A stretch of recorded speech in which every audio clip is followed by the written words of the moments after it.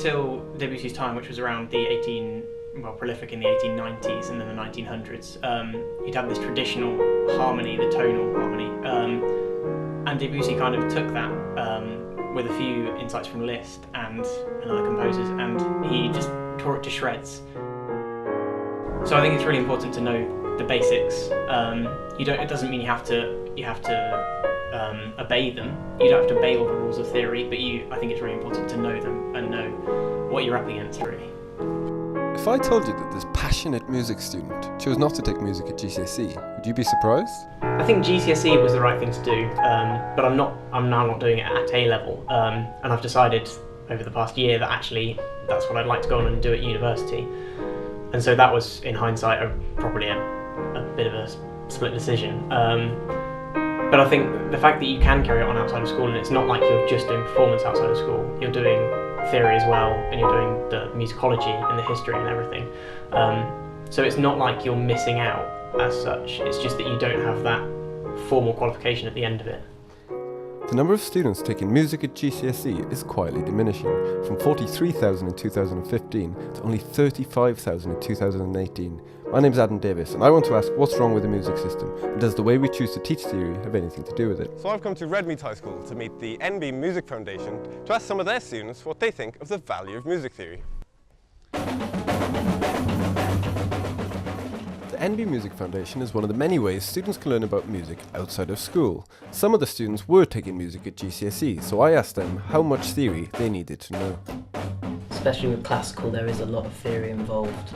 And I think if you're starting up and you want to just do like a band, you don't have to, but if you really want to get into orchestra, I'd say you definitely. It depends, really, doesn't it? I don't know, because I'd say you'd need less music theory in an orchestra because it's all at a lower standard, so it's all written out for you. You don't have to think about it so much. But if you're in a band, you have to be effectively making it up. But if you don't know what it means, then you have to know what it means, though. Yeah. You've got to learn what the notes mean. Exactly. Yeah. I think I like GCSE. I do enjoy it. I would like to probably do more like composition. Like I really enjoy the composition side more than the technical side. But I find we don't really do enough of composition, and it's more like it's just like one paper that's more about that kind of side. And it would be better more composition wise. So I think that really shows off as a musician. GCSE's definitely got better over the past. But it has, yeah. They used to do sort of just classical music really, but now it's much more wide range with electronic composition and stuff like that now. We've got the four parts. You've got like fusions. Yeah. Vocal music station screen, and that's right. The other one. Oh, there's like orchestral and stuff. Orchestral. Yeah, that's right. Another way students learn music outside of school is on the internet, where YouTubers like 12 Tone can relate music theory to a mainstream audience. I firmly believe that thorough analysis of art can be art itself, and that's sort of how I think about what I do, is sort of making art through the understanding of other people's art. But it's also, from a compositional perspective, it is very useful as a toolbox and as a vocabulary as well. Yeah, and music theory is something you can approach at different levels maybe as well. How do you manage to attract lots of different people? How do you manage to be accessible to everybody? So I think one thing that I do is sort of based on a quote that I've heard attributed to C.G.P. Grey. I don't know if he invented it, but overestimate your audience's intelligence, underestimate their vocabulary. Basically, you just assume that everyone watching is as smart as you are, but they haven't gone to the same schools you have, they haven't had the same classes, so they don't know the words, and you have to walk them through the ideas, but you can be confident that they'll understand them, is a lot of my approach. So to find out if we have the right approach to teaching theory in our country, I've come to see Professor of Music Education Gary Buchan. I wanted to see if theory could be off-putting for some, or if it's even necessary at all. It can be made easy to learn theory. That's what I would say. Yeah. But whether you need to learn theory in the first place, that's the question, probably at the root of what you're doing. Yeah. I think for most people they could get away with never learning theory at all. Whether they should do is a different matter, but you can do. So why do you feel there's been a decline in people taking music at GCSE in school? What's happening now is more and more people that are becoming musicians, and particularly outside of school, So I'm supervising somebody doing a PhD at the moment where she's looking at how children learn music, and a lot of it is outside the school. They learn it from the internet. My daughter learns guitar from the internet. If she wants to learn a song, she'll find a.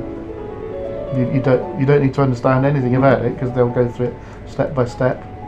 She doesn't need to know what the notes are called, what the chord is or anything, because you can then reproduce Stairway to Heaven or whatever you want to do.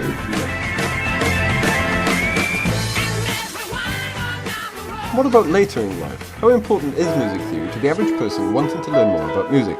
I've come to meet Sam from the Gertlush Choir, who's currently inducting some new recruits. If when you're sat in the choir it feels like everyone around you can just perfectly read music, it's not true at all. It's just that they've got all their parts in the audio memory because they've been listening to it so much at home, and when they look at the music, the sort of the shapes and the dots and the words remind them of what's in their audio memory. So basically it is more confusing at first, but it's really no biggie. We do get the CDs, and they're a great help if you can't read music. It just depends what's more suitable for you. Some learn one way and some learn the other, really. Although you don't need a deep understanding of theory to enjoy performing, that's not to say it's not important. This song is called Bravo Bristol, and it's the perfect example of how the language of theory, music notation, can help us relate to the past in an amazing way, for it would have been lost to the ages if not written down over 100 years ago. It was completely lost very soon after the war. It was never recorded, and the last sheet music copies were thought to have just gone the way of all things. A copy was rediscovered, so there we are, now it's being sung and recorded. To find out more about the song and the Great Gloucestershire Regiment, I've come to take a look at the score itself. Matt from the archive told me more. This is Bravo Bristol, piece of sheet music written by Fred Weatherly, who wrote the words, and Ivan Novello wrote the music. It's basically a rousing sort of call to arms, and basically designed to fundraise and to try and drum up volunteers to join the new Bristol Battalion, Bristol's own, right at the start of the First World War.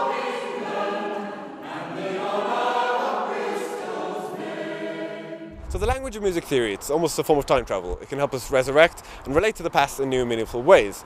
But nowadays you don't necessarily need to speak that language in order to become a successful musician, which is why I've come back to modern day Bristol to speak to local rapper Canis about what he thinks was instrumental in his success.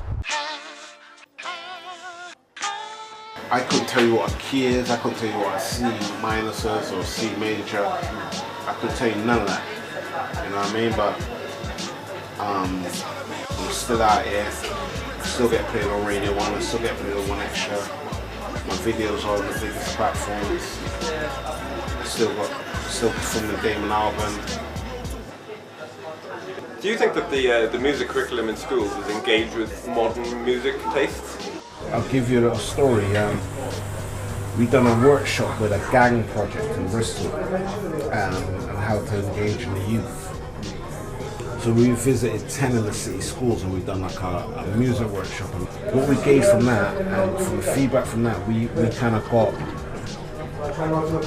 teachers couldn't understand, well, they couldn't believe how engaged the children were, because it's the most engaged they've seen them. Because what we've done, we've gone in on a hip hop reggae level and talked to the youth, which they relate. They're not believing in what they're being taught because they can't relate to it. But then we've gone in with a workshop and stuff and shut it down and changed lives. I can't help but wonder, does our education system truly reflect this diversity amongst modern musicians? And 50,000 years ago, when music was discovered, far before society existed, people didn't care what key they were in. And nowadays we have modern technology and we can make music without any understanding of theory at all. So why is our education system still dependent on the classical tradition? And the value of music theory clearly is important. It helps us understand the building blocks of music itself and helps us resurrect amazing music from the past. But when you're learning music, perhaps what's more important is the music itself. I'm Adam Davis, thanks for watching.